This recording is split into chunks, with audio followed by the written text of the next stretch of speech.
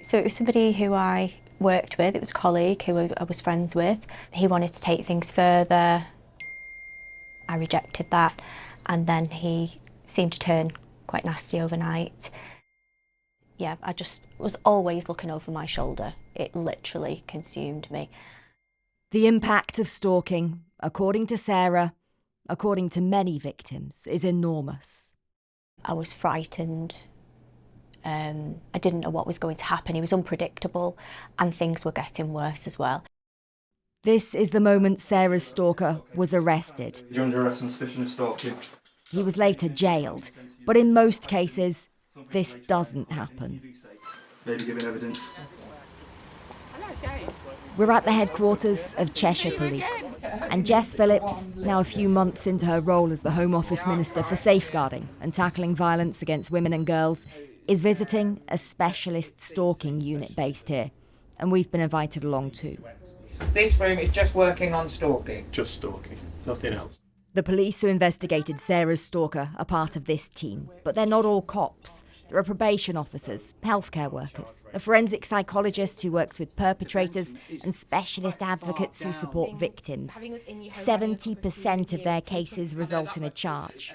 Nationally, the figure's a tenth of that, and the Home Office wants what they do here to be rolled out across the UK. Though there is an obvious question about funding. That money is yet to be decided, but that work won't just happen this year. It will be ongoing. So there's no money there yet. But actually the unit here, I mean, they were kind of saying to you, they are really resource heavy and they can't even deal with all the stalkers in this area. Look, they're just taking the cases that look like they need the most intervention.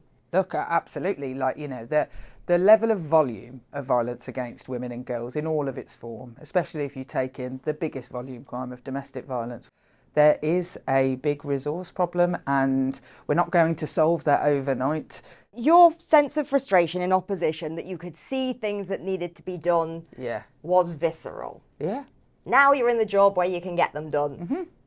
But I get a sense there's still a lot of frustration there. Oh, look, if I could click my fingers and make everything that I had ever dreamed existed for victims of violence against women and girls overnight, then not only would I click it, but me and Keir Starmer would be in a barbershop quartet together, clicking our fingers away. However, the reality is that I'm sick of government ministers standing in front of me and just announcing this pot of money for this small project over here. What I and the Home Office and the government aims to do with violence against women and girls is to fundamentally change every part of the system. What will happen now, as part of the measures announced, is a review of the stalking legislation, a push for better data, and a right to know in online stalking cases, with guidance that victims should be told their stalker's identity at the earliest opportunity. It's a change that's been called for by campaigner and actor Nicola Thorpe because of her own experiences.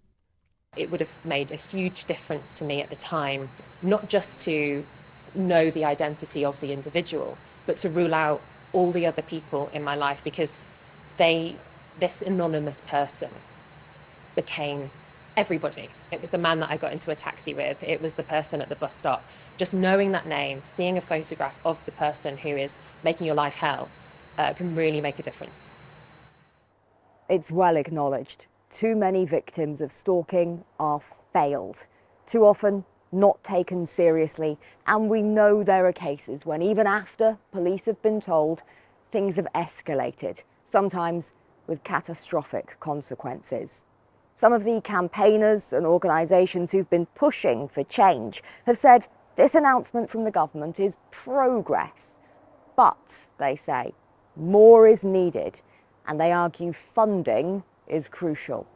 A lot of the services that we work with and ourselves as well, March 2025 is a big cliff edge in funding, and we really need a commitment, as soon as possible around what's going to happen. Otherwise, lots of victims will be left without specialist advocacy support.